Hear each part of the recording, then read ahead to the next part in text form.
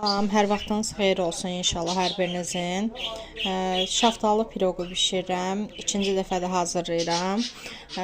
Demək, içliyinə nə vurdum deyim də 4 yumurta, 2 stəkan qatıq, 2 stəkan pesoq, 1 stəkan duru yağ, 1 çay qaşığının ucunda soda, vanil qabartma hərəsindən 2 dənə istifadə elədim.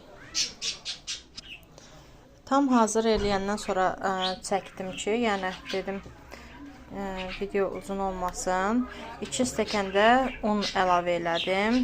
Sonra gördüm, yox, biraz duru olur.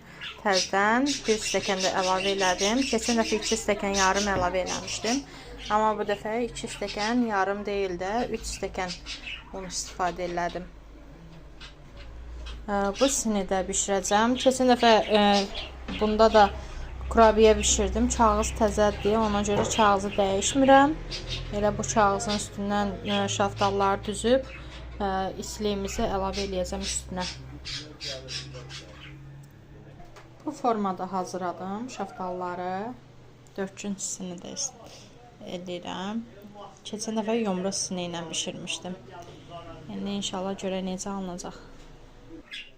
Xəmirə əlavə eləmişəm siniyə. İndi tufovkaya qoyuram. 40 dəqiqə 270 dərəcəyə qoymuşam.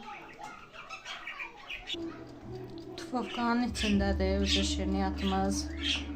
Yavaş-yavaş qalxır.